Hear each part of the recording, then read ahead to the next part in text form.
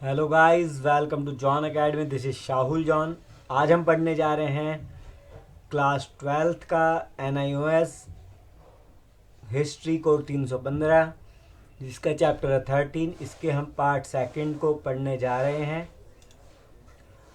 और जिसका नाम है अर्थव्यवस्था। पार्ट फर्स्ट को और प्रीवियस चैप्टर को प्लेलिस्ट में चेक कर सकते हैं। स्टार्ट करते हैं अपना पार्ट सेकंड, जिसका नाम है व्यापार और वाणिज्य। जिसका फर्स्ट पॉइंट है आंतरिक व्यापार। आंतरिक व्यापार जो अपने एरिया के भीतर ही करा जाता है। मुगल काल तक आंतरिक व्यापार बहुत विकसित हो चुका था। तो मुगल काल जब तक आया तो आंतरिक व्यापार बहुत विकसित हो चुका था। हर एक स्थानीय आबादी में नज़दीक के कस्बों में नियमित बाजार थे, जहाँ पर आसपास के इलाकों के लोग सामान बेच और खरीद सकते थे। स्थानीय स्तर व्यापार के अतिरिक्त आवधिक बाजारों के जरिए भी व्यापार होता था। हाट थे, पैंट थे और सप्ताह के निश्चित दिन पर ही किसी स्थान पर बाजार लगाए जाते थे। जैसे कि आपके मंडे मार्केट, ट्यूसडे मार्केट या फ्राइडे मार्केट जैसी मार्केट लगती होगी। तो इस तरीके के बाजार उस समय में लगा करते थे मुगल काल में। और क्या क्या सामान बेचा करते थे वो? नमक, लकड़ी, लोहे के उपकरण, खादी, जो डेली के यूज़ होते थे, ऐसे सामान को बेचा करते थे।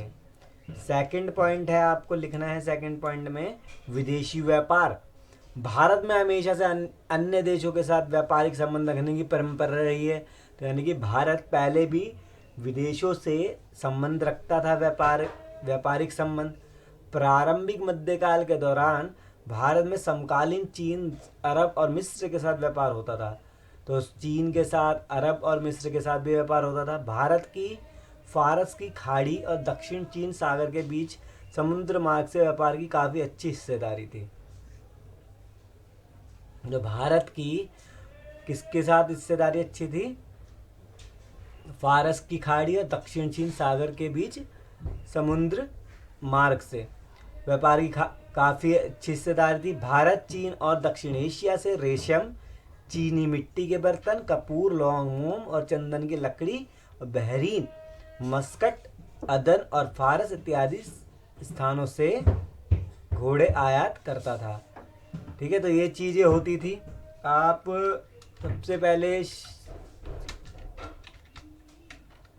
शाहुल जॉन चैनल को सब्सक्राइब करना ना भूलें। ठीक है, ये है चैनल का नाम, शाहुल जॉन। तो इसको सब्सक्राइब करना ना भूलें आप। अब थर्ड पॉइंट है व्यापारिक समुदाय। मध्यकालीन भारत की संपूर्ण कालावधि के दौरान भारत में व्यापारिक समुदाय ने समकालीन अर्थव्यवस्था और समाज में महत्वपूर्ण भूमिका निभाई। अब क्या महत्वपूर्ण भूमिका निभाई? सल्तनत काल के दौरान कारवानी या नायक व्यापारी होते थे। तो सल्तनत काल जब था, जब दिल्ली सुल्तान वाले थे, उस समय क्या था? कारवानी या नायक व्यापारी होते थे, जो ग्रामीण क्षेत्रों से अनाज ढोने के विशेषज्ञ थे। तो ग्रामीण क्षेत्रों से क्या करते थे? अनाज ढोते थे। फारसी में कारवानी शब्द का अर्थ है वे लोग जो बहुत बड़ी संख्या में समूह में चलते हैं। तो फारसी में उर्दू का एक रूप होता है फारसी, उसमें कारवानी शब्द का अर्थ क्या था? ऐसे लोग जो बड़ी संख्या में चलते थे एक साथ झुंड बना के। बाद की सदियों में इन लोगों को बंजारे कहा जाता था। जो बंजारे आज हम कहते हैं, पहले उनको कारवानी कहा जाता था। हमें भी ऐसे मुल्तानी व्यापारी को उल्लेख मिले हैं जो दूर दराज के स्थानों के व्यापार करने के काम में दक्ष थे। ठीक है, तो वो और भी मिले हैं जो दूर दराज के स्थानों के व्यापार करने में दक्ष थे, यानी बिल्कुल ठीक ठाक तरीके से वो काम कर लिया करते थे। यह अधिकतर हिंदू व्यापारी थे। तो यहाँ तक हमने 3 पॉइंट पढ़े हैं। आपको अपनी कॉपी में राइट डाउन कर लेना है इसको। इम्पॉर्टेंट पॉइंट को ही करा है हमने। ये अलग से आ सकता है कि हुंडी से आप क्या समझते हैं।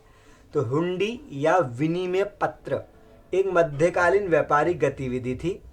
हुंडी कागज पर बना एक दस्तावेज होता था, जिसके अनुसार एक निश्चित समय की अवधि के बाद किसी विशिष्ट स्थान पर उसे लिखी धनराशि के भुगतान का वचन देना होता था। तो हुंडी क्या होती थी? एक तरीके का चेक, जिसमें उसमें जब लिख दिया जाता था, लिखा है ना इसमें हुंडी या विनिमय पत्र, ठीक है, एक यानी कि कागज, एक मध्यकालीन व्यापारिक गतिविधि थी। हुंडी कागज पर बना एक दस्तावेज होता था। कागज पर बना क्या, एक दस्तावेज, जिसके अनुसार एक निश्चित समय की अवधि के बाद किसी विशिष्ट स्थान पर उसे लिखित धनराशि के भुगतान का वचन देना होता था। जैसे कि चेक में होता है कि कितने समय में उसको आपको देना है या कब तक मिलेगा पैसा, तो उसमें लिखा होता है। इसी एक प्रकार का चेक होता था हुंडी। इस प्रकार की शुरुआत की वजह थी भारी मात्रा में नकद धनराशि को एक स्थान से दूसरे स्थान पर ले जाने की समस्या। हुंडी का यूज़ क्यों किया गया, एक कागज का यूज़ क्यों किया गया उस समय, जिसे हम विनिमय पत्र कहते थे, कि एक बड़ी राशि ले जाना ना पड़े, बल्कि एक कागज पे लिख के उसको दूसरी जगह पे पहुंचाया जा सके, जैसे चेक पहुंचाया जाता है। फिर आता है बीमा। यह प्रथा बहुत व्यापक रूप में व्याप्त हो गई। विशेष रूप से मुगल काल में कुछ बीमा में फर्में विकसित हो गई थी। तो मुगल काल में कुछ बीमा फर्म विकसित हो गई थी जो व्यापारिक माल के सुरक्षित वहन और वितरण की खुद जिम्मेदारी लेती थी। यानी कि बीमा, आपको पता है, इंश्योरेंस करवा लेते हैं, फिर वो अपने आप में खुद जिम्मेवारी ले लेती है कि अगर मतलब बीमा कौन कर रहा है, जैसे कि LIC कर रहा है या कोई भी कंपनी करती है बीमा, कि अगर आप नहीं चुका पाए तो हम चुका पाएंगे, क्योंकि उसको पहले से ही पैसा दिया जाता है। और जो भी हानि होती है तो वो कंपनी का मतलब कंपनी के ऊपर की रिस्पॉन्सिबिलिटी होती है, वो आपके पैसे चुकाएगी या जिसको आपको पैसे देने उसको पैसे देगी। यदि किसी मामले में पारगमन में माल को कोई नुकसान पहुंचता था तो इन फर्मों को उस माल की क्षतिपूर्ति करनी होती थी। लिखा है ना कि अगर कुछ नुकसान हो जाता था किसी मामले में व्यक्ति को, तो फर्मों को कौन पैसा चुकाता था, वही इन फर्मों को कौन पैसा चुकाता था, यही बीमा कंपनी वाले। ऐसे माल के लिए बीमे के रूप में कुछ दलाली की राशि भी ली जाती थी। अब बीमा कंपनी जब इनकी हेल्प रख रही है तो पैसे तो लेगी। विभिन्न क्षेत्र माल के अनुसार दलाली की राशि की दर अलग अलग होती थी। अलग अलग जगह पे अलग अलग पैसे लिए जाते थे। समुद्र पार माल भेजे जाने की दर स्वदेश में भेजे जाने वाले माल से ऊंची होती थी। अगर समुद्र पार माल भेजे जा रहा है तो वो ज़्यादा पैसा लेते थे उसके लिए। फिर से मैं आपको बता देता हूँ कि आप शाहुल जॉन चैनल को ज़रूर सब्सक्राइब कर लें ताकि कोई भी वीडियो आपसे ना छूटे। फिर है मुद्रा प्रणाली, ये भी बहुत इजी है। नगद लेन देन के लिए मुख्य तौर पर चांदी और तांबे के सिक्के चलन में थे।